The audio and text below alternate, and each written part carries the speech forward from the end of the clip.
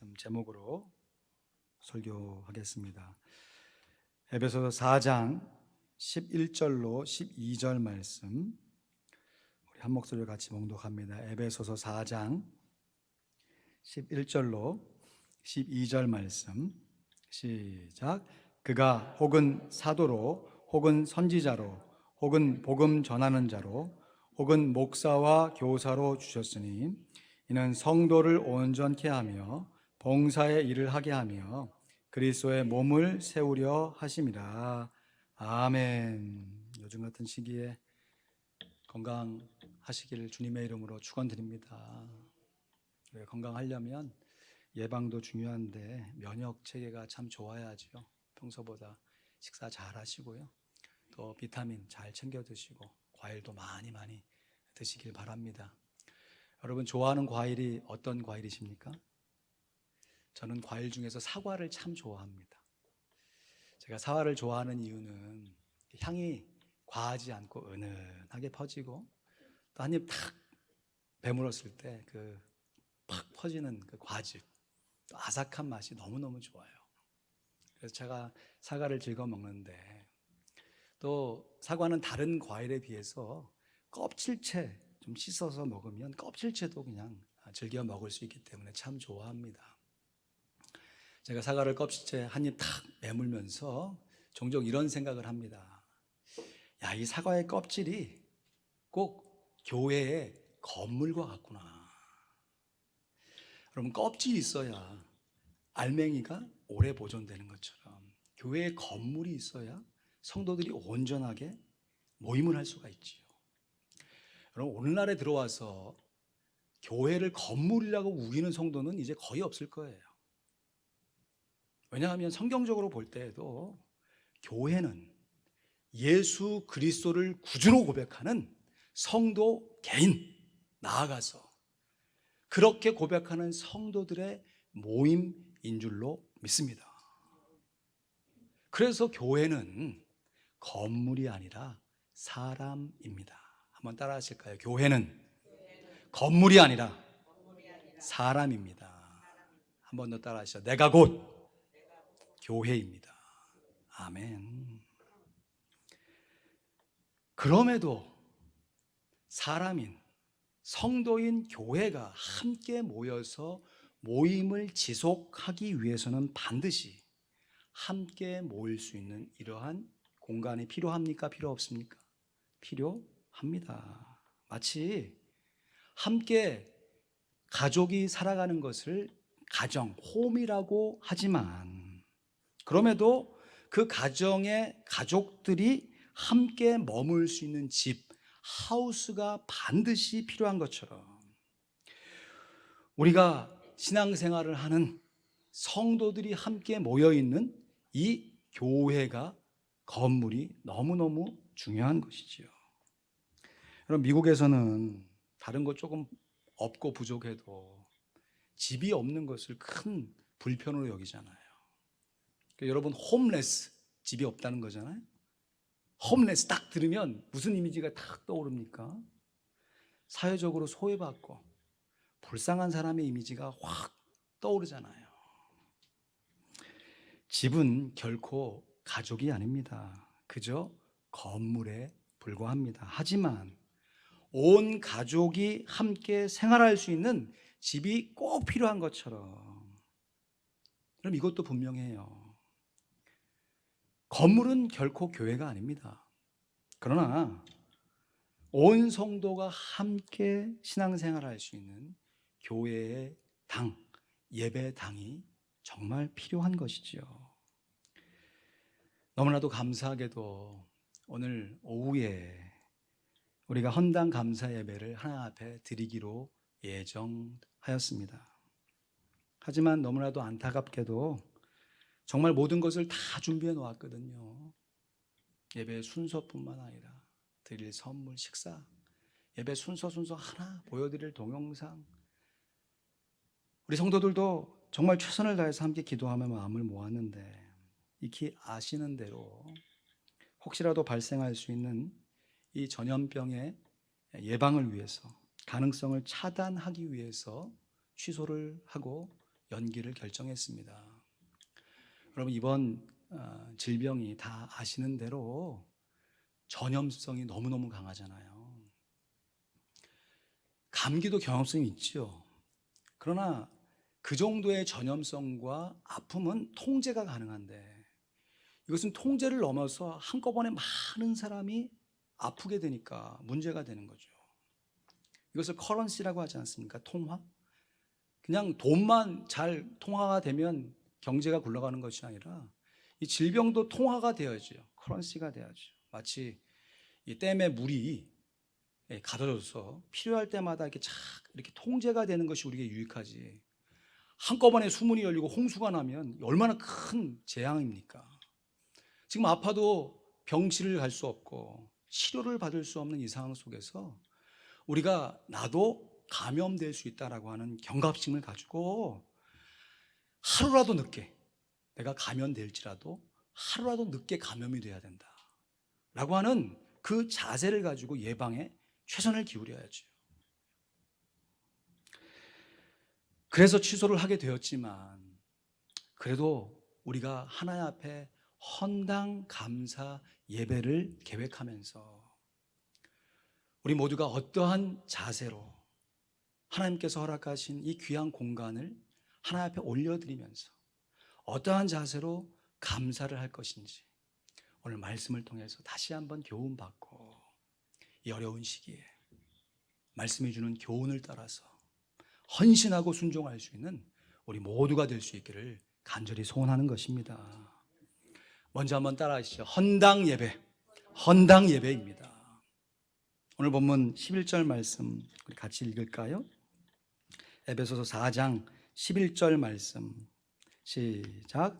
그가 혹은 사도로 혹은 선지자로 혹은 복음 전하는 자로 혹은 목사와 교사로 주셨으니 했습니다. 여기서 언급된 직분들은 1세기지요. 초대 교회에 있었던 대표적인 직분들이었습니다. 그런데 1세기, 지금 우리는 21세기를 살잖아요. 2000년의 교회 역사가 지나가면서 교회에 꼭 필요한 직분들의 변화가 있어 왔고요. 또한 동시대를 살고 있는 오늘날에도 교회들마다 직분의 차이가 있습니다. 예를 들어서 오늘날에는 사도와 선지자의 직분이 더 이상 존재하지 않습니다. 우리가 모이는, 연령별로 모이는 이 교제 모임을 사도회라고 부르지만, 내가 남사도에 속해 있다라고 해서 내가 남사도가 된 것이 아닙니다. 사도는 더 이상 오늘날에 존재하지 않기 때문입니다. 또한 우리 교회가 장로교회잖아요. 장로교회는 남자들에게는 장로를 주고 여자들에게는 권사의 직분을 주는데, 동시대의 감리교회에서는 남자들에게도 권사를 주면서 장로교회에서 장로님들에게 주는 그 권한과 책임을 부여하는 것이 오늘날의 감리교회의 직분입니다. 중요한 것은요, 초대교회의 직분과 오늘날 교회의 직분의 차이점을 구별해내는 것이 아니고, 그리스도의 몸을 세워가는 교회에는 반드시 필요한 직분이 있으며 그 직분에 합당한 헌신을 요구하고 있다는 것입니다. 여러분, 제가 한국에 있을 때 종로에 나가게 되면, 지금은 없어졌죠. 그 당시에 가장 큰 서점인 교보문고에 항상 들렸습니다. 들어간 입구에 정말 멋있는 글씨체로 이렇게 문구가 써 있는데, 사람이 책을 만들고 책은 사람을 만든다. 사람은 책을 만들고 책은 사람을 만든다. 야, 이 서점 광고로 이보다 더 좋은 카피라이트 있을까 싶어요. 여러분, 직분은 사람이 받지만 그 직분이 사람을 만드는 것입니다. 사람이 직분을 받지만 그 직분이 성도를 세워가는 것이에요. 저부터도요, 인간적으로 보면 제가 무슨 목사의 직분을 감당할 수 있겠습니까?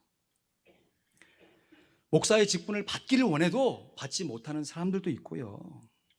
또한 받았다고 해도 그 직분대로 잘 감당하지 못하는 사람들이 저를 포함해서 얼마나 많이 있는지 몰라요.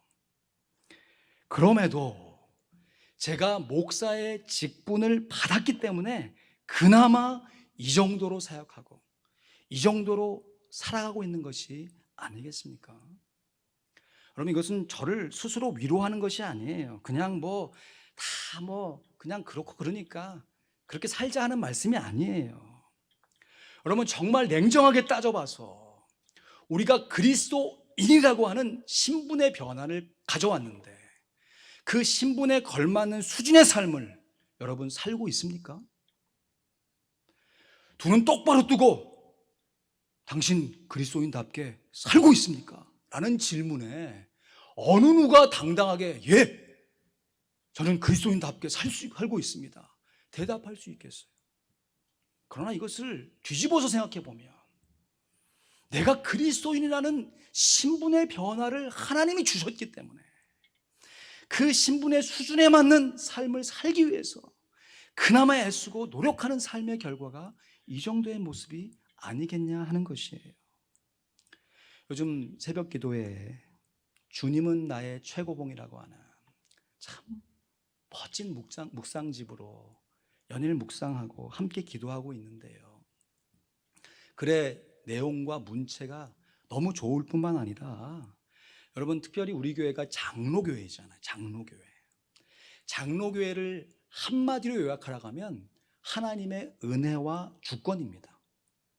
그거에 모든 것이 다 해석되고 다 해결되는 것이 장로교회예요.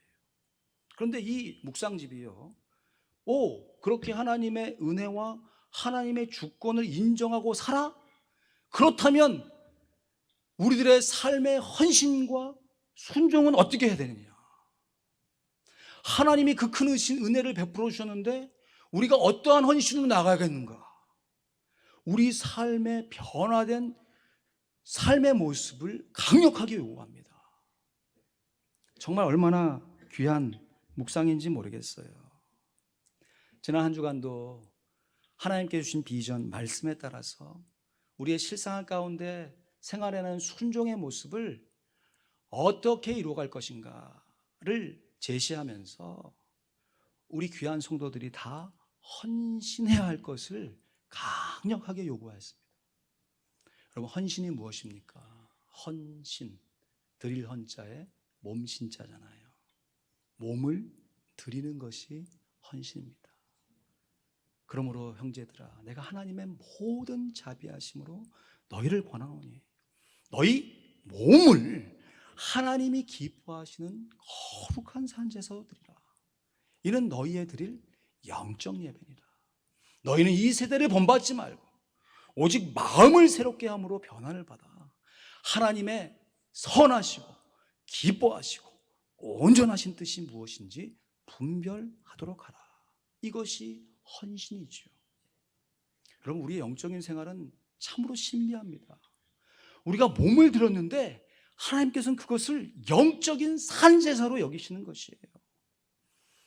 내가 하나님 앞에 결단하고 순종하겠다 생각만 하는 것으로 끝나는 것이 아니라 하나님의 은혜가 나에게 임하고 있다라는 것을 인정하는 것으로 끝나는 것이 아니라 그 하나님의 은혜와 주권이 내 삶 가운데 헌신으로 드러날 때 하나님께서 영광을 받으시고 우리가 하나님의 사람으로 변화되어져 가는 것입니다.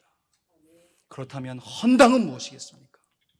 드릴 헌자의 예배당, 예배당을 하나님께 드리는 것입니다. 여러분, 교회의 주인은 우리 구주 예수 그리스도이심을 믿습니다. 이미 하나님의 것이에요. 모든 것이 다 하나님으로부터 받은 은혜의 산물입니다. 그럼에도 우리가 헌금, 모든 물질이 다 하나님 것이지만 구별하여 자원함으로 즐겨함으로 하나님 앞에 올려드릴 때 하나님께서 그것을 받으시고 우리에게 복을 베풀어 주시는 것처럼, 여러분, 우리가 이 귀한 공간, 예배당, 교회 건물을 만들어내기 위해서 얼마나 많은 사람들이 애를 쓰고 수고하여 헌신하여 지금까지 왔습니까? 그럼에도 우리가 분명히 믿습니다. 물떠온 하인들은 알지요. 주인도 몰라요. 손님도 몰라요. 그러나 헌신한 성도들은 압니다. 하나님께서 우리 교회를 어떻게 인도하셨고 지금까지 보호하셨는지를 물떠온 하인들은 아는 것이에요. 하나님께서 행하신, 하나님께서 이루신 이 귀한 교회 건축의 결과를 우리의 공으로 돌리지 아니하고 하나님의 은혜입니다. 하나님의 섭리입니다. 하나님 앞에 우리 몸을 드리는 것처럼 이 예배당을 하나님 앞에 올려드리며 하나님께 영광을 돌리는 것이 헌당 예배인 것입니다. 그러므로 나아가서 여러분 교회를 헌신하여 섬길 때 받으신 직분을 소중하게 여기십시오. 죄송합니다. 절 좀 다 보실까요?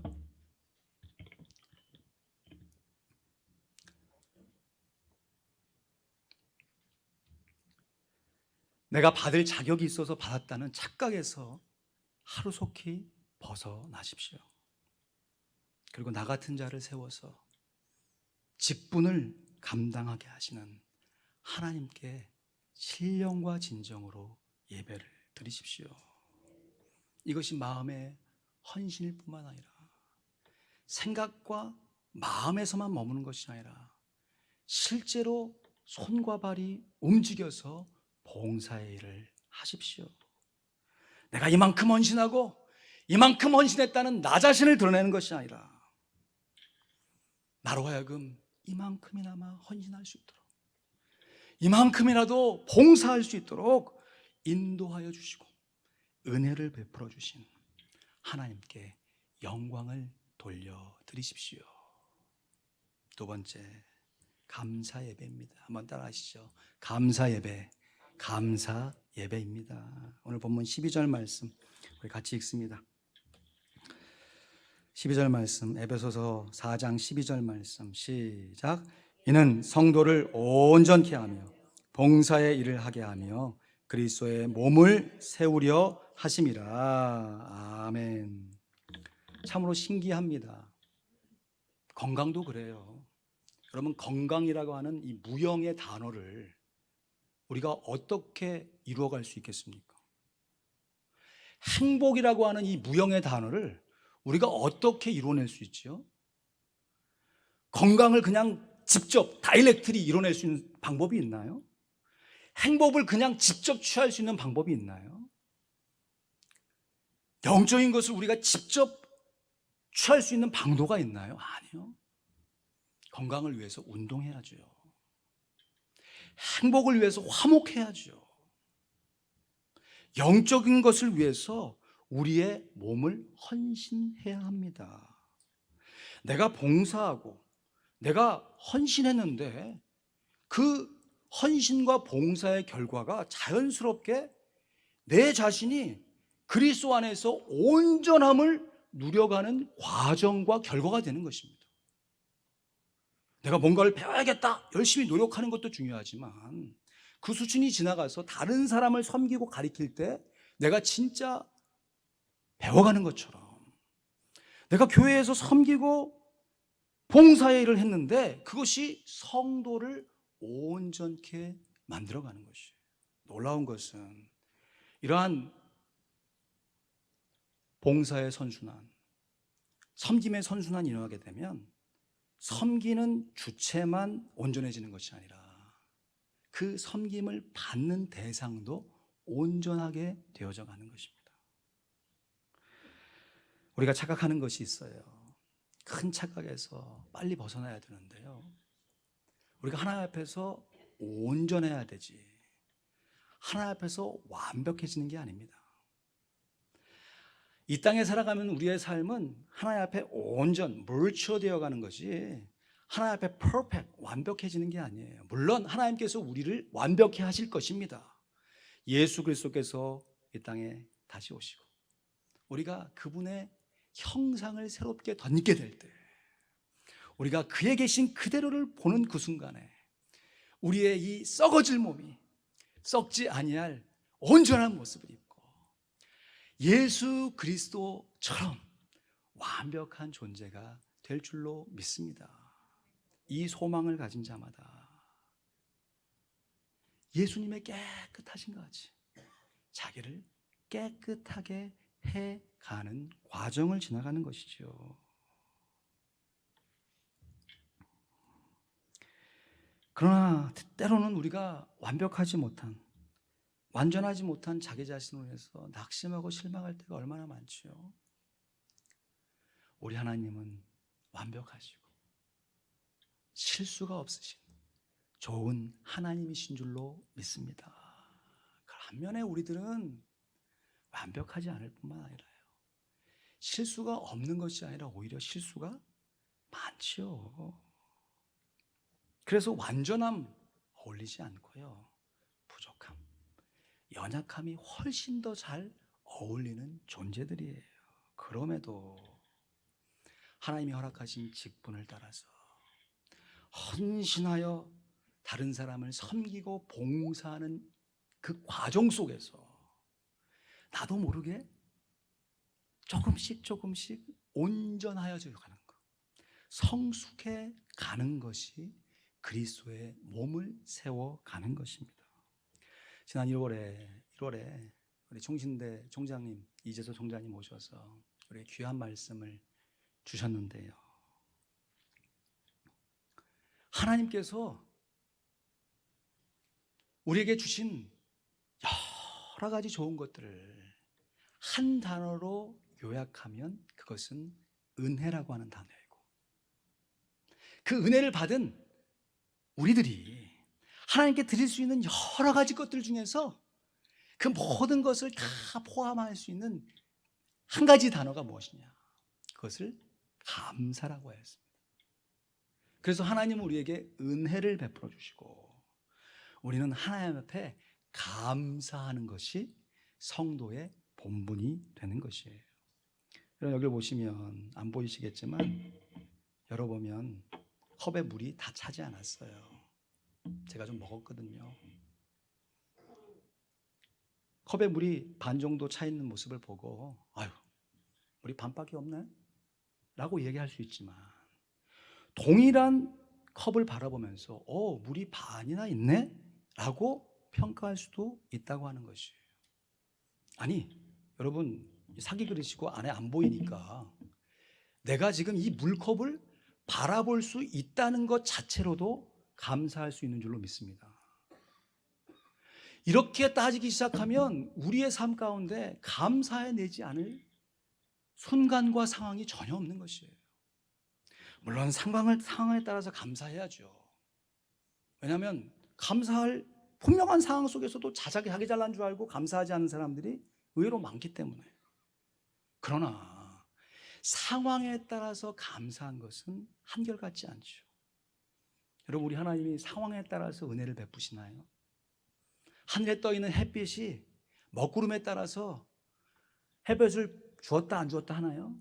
그것은 우리가 받는 느낌과 환경일 뿐이고, 그 먹구름 뒤에 언제나 일정하게 내리쬐는 햇빛이 있는 것처럼 우리의 상황과 환경을 초월해서 늘 일정하게 한결같이 베푸시는 하나님의 은혜가 있습니다.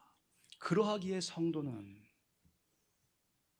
다른 사람을 섬기고 봉사일을 하면서 항상 감사하는 마음을 가져야 하는 것이에요. 감사함으로 섬길 때 마음에, 제가 발음을 잘해야 되는데요, 감사함으로 섬길 때 우리 마음에 평안함이 있습니다. 다시요.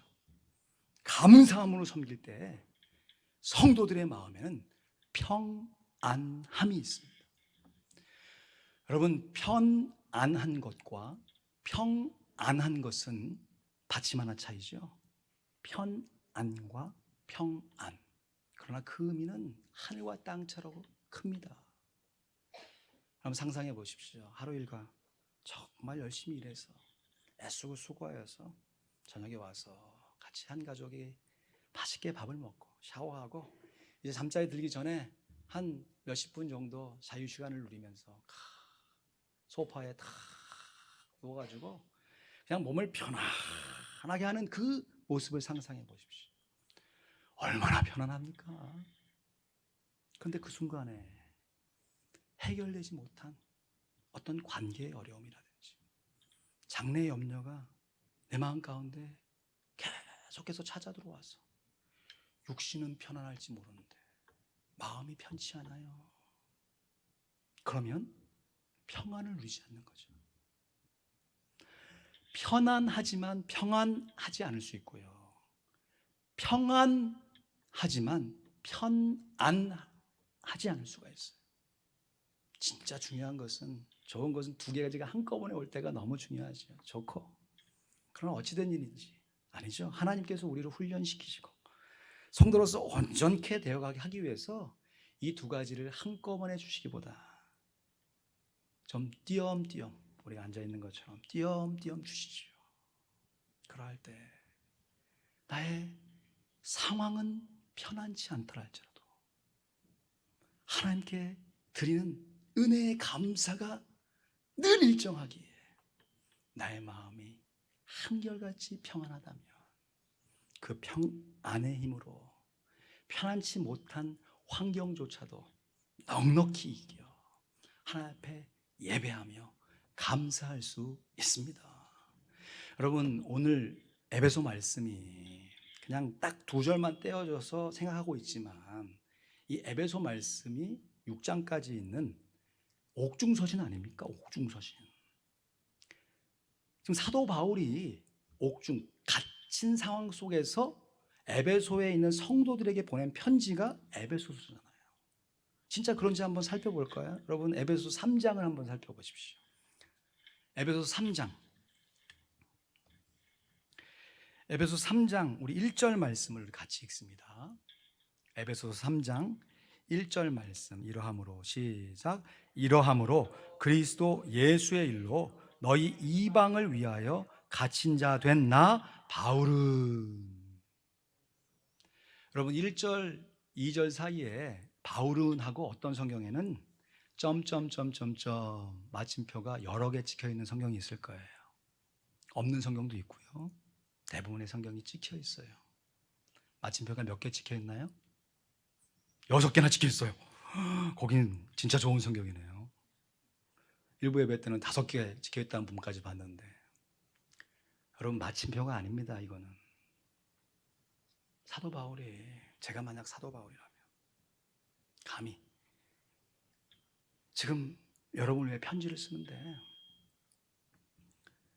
여러분의 상황도 상황인데 내 갇힌 상황에 대해서 내가 좀 하소연을 하고 싶어. 여러분, 목회가 얼마나 힘들고, 여러분 이 젊은 나이에 이 어르신들 섬기는 게 얼마나 힘듭니까? 막 제 나름대로 막 쓰고 싶은데 점점점점. 사도 바울이 내가 지금 감옥에 갇힌 것 같이 자유가 감금당하고 격리되어서 살아가고 있는 자신의 고통에 대해서 쭉 쓰고 싶었는데 아마 썼을지도 모르겠어요. 근데 실제로 보낼 때에는 그 부분에서 점점점점점 내 하소연을 접어내고 성도를 섬기기 위한 권면의 말씀만 기록하는 것이죠.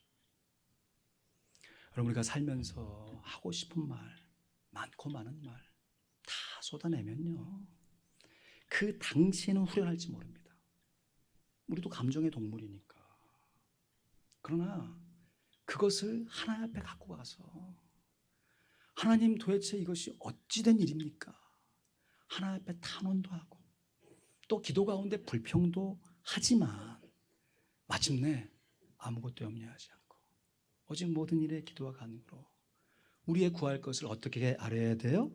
감사함으로 하나님 앞에 아뢰게 되면 모든 지각에 뛰어난 우리의 이성을 초월해서 역사하시는 하나님의 뭐가요?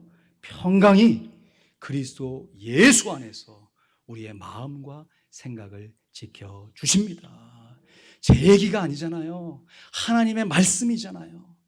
이 말씀대로 내가 불평하고 싶지만 이 말씀대로 불평을 점점점점 줄여내고 감사함으로 하나님 앞에 나아가게 되면요, 처음에는 불평이 감사가 되려니까 이게 얼마나 힘든지 몰라요. 죄송합니다. 어떤 분은 막 떼굴떼굴 굴르시는 분도 있어요. 그런데요, 그 과정을 통해서 하나님께서 우리의 마음에 평강을 허락하시고 그 평강으로 말하는 평안함을 맛보게 되면요, 우리의 삶 가운데 자원하여 순종하는 삶, 자원하여 봉사하는 삶이 그리 어렵게 되지 않습니다. 다른 사람하고 비교해가지고 제가 저만큼 했으니까 내가 요만큼 해야 된다, 그런 경쟁의 논리가 더 이상 의미가 없어지게 돼요. 그래서 하나님과 나 사이의 관계 온전하게 될 뿐만 아니라 나와 다른 사람과의 관계도 더불어서 온전케 될 수가 있습니다. 평안함과 평안함, 불평을 접고 감사를 할 수 있는 사람들에게 하나님께서 정말 소중하게 간직해 놓으신 히든 프레젠트, 감추어진 선물인 줄로 믿습니다. 자, 계속해서 설교 시간에 조나단 에드워드 목사님의 성령의 참된 사역을 분별하는 방법이라는 책을 소개해드리고 있는데요, 성령이 강하게 역사하실 때 이것이 성령의 사역인지 인간적인 열심인지 이걸 어떻게 구분하느냐. 미국의 대부흥운동을 경험하면서 나타나는 부흥의 정말 아름다운 모습도 있지만 함께 모여가지고 막 파당을 짓고 서로를 비판하는 일들이 막 벌어지면서 이 에드워즈 목사님이 5가지 표지를 제시합니다. 우리가 2가지는 살펴봤잖아요. 성령이 충만하게 되면 사랑이 충만하게 된다. 성령이 충만하게 되면 성경 충만이다. 말씀을 사모하게 된다. 이 3번째가 오늘 설교 말씀과 연관이 되어 있는 것 같아서 소개합니다. 셋째, 성령은 우리로 하여금 성경의 진리, 즉 교리와 신학에 관심을 가지게 만든다. 성령은 진리의 영이다. 성령은 성경 속에 나오는 진리를 통하여 우리를 거룩하게 만들어간다. 만일 어떠한 운동이 우리로 하여금 기독교의 기본 진리를 무시하게 만든다면, 또한 기본적으로 교리와 신학에 대한 거부감을 조장시킨다면 그것은 성령의 역사로 보기 힘들다. 교회사에서 성령의 역사가 가장 활발하게 움직였던 종교개혁 시기와 부흥 시기에는 성령의 주요 진리, 기독교의 중요 진리에 대한 강렬한 관심과 신앙 고백도 함께 했다는 사실을 기억하자. 따라서 성령 충만은 곧 진리 충만이요, 교리 충만이요, 신학 충만이라 해도 틀리지 않다. 하나님의 말씀과 우리들의 기도로 거룩해져 감을 믿습니다. 왜냐하면 하나님의 말씀, 이 건전한 하나님의 진리가 우리의 삶 가운데 계속해서 헌신을 요구하고 우리의 삶 속에서 계속해서 감사를 요구하기 때문입니다. 여러분, 우리가 맨입으로 어떻게 감사합니까? 환경이 감사하지 못할 환경으로 막 치닫고 있는데 그럼에도 불구하고 우리가 어떻게 감사하죠? 우리로 하여금 감사할 수 있도록, 우리로 하여금 헌신할 수 있도록 힘을 주시는 하나님의 말씀을 묵상해야죠. 하나님의 말씀 속에서 얻어지는 세임, 용기, 결단, 이것을 기도로 연결어가서 우리의 삶 가운데 실천적인 봉사일이 나타나게 될 때 우리의 내면만 성숙해지는 것이 아니라 이것이 우리의 외면, 우리의 삶의 생활 방식과 습관까지도 바꾸게 만들어서 우리가 정말 하나님 앞에서 경건하게 살아갈 수 있는 하나님의 사람으로 역사하게 되는 것입니다.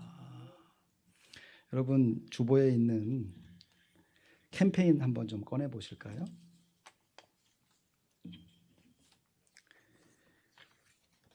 사회적 거리 두기와 신앙적 거리 밀착이라고 하는 칼럼을 형식을 비롯해서 우리 헌당 예배가 잠정 연기된 것을 광고 드리면서 또 우리 교회에 이러한 캠페인을 좀 벌였으면 좋겠다 하는 마음을 가지고 쓴 글인데요. 소셜 디스턴스, 참 생소한 단어입니다. 최근에 들어서 유행한 단어인데 사회적 거리두기, 예를 들어서 지금처럼 이렇게 좀 띄엄띄엄 앉으시거나 이따 식사하실 때도 밀집해 앉지 마시고 가급적이면 좀 거리를 두어서 이 비말이 전염되지 않도록 이렇게 해달라고 하는 것이에요. 그런데 이렇게 거리를 두게 되면 여러분 성경은 모이라고 했지 모임을 폐하라고 하지 않았잖아요. 그럼 모닥불이 혼자 탈 때는 그냥 금방 타다가 꺼지지만 그런 모닥불도 함께 탈 때 활활 타는 거 아니겠습니까? 그럼 우리 함께 모여서 함께 기도하고 또 정말 함께 예배할 이때에 모르겠습니다. 온라인 예배 필요하면 해야겠지요. 그러나 그런 시스템이 구축되지 않는 이민교회가 얼마나 많이 있습니까? 우리들은 어떻게 예배해야죠? 많은 분들이 함께 고민하고 또 함께 이 부분에 대해서 우리가 함께 한 마음이 돼서 예배할 것인데요. 그때 우리가 꼭 지켜야 할 것이 뭐냐면 신앙적 거리 밀착입니다. 여러분 이러한 때에 서로 투정 부리지 마세요. 나하고 조금 안 맞는 게 있다고 끝까지 투정 부리지 마세요. 지금 그게 중요한 게 아니잖아요. 감정 물론 중요해요. 서로 화합되는 것 중요해요. 지금 비상 상황 아닙니까? 우리 성도들이 함께 모이고 함께 힘을 합쳐도 이것을 극복해내기가 어려운데 우리의 상황 가운데 조그마한 신앙의 감정적인 골과 앙금이 있다고 그거에 너무 집착하지 마십시오. 대신에 신앙적인 거리에 밀착을 갖기 위해서 나부터 정결하게 살아가야 되는 것이죠. 다른 사람의 정결을 강요하기 전에 나 자신이 먼저 정결하게 살고자 결심하고 노력하고 애를 쓰셔야 한다는 것이죠. 그 구체적인 실천 사항 중에 첫 번째 한번 읽어보시죠. 굵은 글씨로 제가 만들어놨죠. 비누로 같이 읽습니다. 시작. 비누로 30초 이상 손을 씻어 주십시오. 또한 기도로 30분 이상 마음을 씻어 주십시오. 그럼 평소에 손 잘 씻으시는가요? 제가 우리 가정에서 손 안 씻기로 참 유명한 사람입니다. 웬만하면 손을 안 씻어요. 근데 지금은 손을 안 씻을래야 안 씻을 수가 없어요. 제 개인의 정결뿐만 아니라 저가 감염이 되면 가족은 어떡합니까? 우리 성도들은 어떻게 해요? 그러니까 그냥 막 진짜 손을 씻는데 이게 비누로 이게 손을 씻어야 되니까 오랜 시간 씻다 보니까 처음에는 이게 연습이 안 돼가지고 되게 오래 걸리더라고요. 여러분 30초 세알이면서 한번 씻어보세요. 얼마나 긴 시간인지. 그런 연습하면 할 수 있고 이것이 다른 때도 그렇게 해야겠지만 요즘 같은 시기에는 반드시 해야 할 시민의 본분인 것이죠. 아울러 이러한 사회적 거리 두기를 실천함과 동시에 신앙적 거리 밀착을 위해서요. 여러분 평소에 몇 분 기도하셨죠? 하루에 몇 분 기도하셨나요? 이 위기 상황 속에서 적어도 하루에 30분 이상 제가 권면드리는 것은 한 자리에 앉아서 30분 기도하는 것입니다. 식사 기도하는 거, 뭐 중간에 뭐 운전하면서 기도하는 거 그거 말고 그거는 무시로 기도하시고요. 이 비상 상황에 적어도 한 자리에 앉아서 하루에 30분 이상 기도하십시오. 기도로 마음을 씻어내십시오. 처음에는 쉽지 않을 것이에요. 그러나 그렇게 기도하는 과정 가운데 우리의 이성을 초월해서 역사하시는 하나님의 평강이 우리의 마음과 생각을 붙들어 주시는 것을 경험하게 되실 것입니다. 이 글을 썼는데 어제 어떤 언론에 보니까 신문에 보니까 이 바이러스를 이기려면 면역력이 있어야 되는데 그 면역력의 최고가 하루에 30분 이상 햇볕을 보는 것이래. 동의가 되시죠? 특별히 이 사무실에서 밀집해서 이렇게 일하시는 분들, 또 뭐 주변 사람 이렇게 두려워가지고 계속 집에만 머무시는 분들, 이게 단기간에 효과를 볼 수 있지만 장기간에 이게 좀 계속 진행되면 햇볕 계속 안 보고 2주, 3주, 한 달 되면요, 이 누구나 할 거 없이 감기 걸릴 수밖에 없거든요. 그렇게 감기 걸리시면 교회도 못 오세요. 기침 때문에. 그러니까 조금 힘드셔도, 사람 많은 모임이 아니더라도 뭐 인적한 뭐 이렇게 공원, 이렇게 좀 뭐 산행 코스 이런 데 가면 사람 안 부딪히잖아요. 아니면 그것도 안 되면 그냥 베란다, 좀 낮 좋을 때 탁 의자 놓고, 뭐 우리가 선탠하는 건 아니지만 지금 이 상황에서 30분 쫙 햇볕을 받으세요. 30분 기도하고, 30분 햇볕 보고, 30초 손을 씻고 나아가서 30분 말씀까지 읽는다면 얼마나 좋을까요?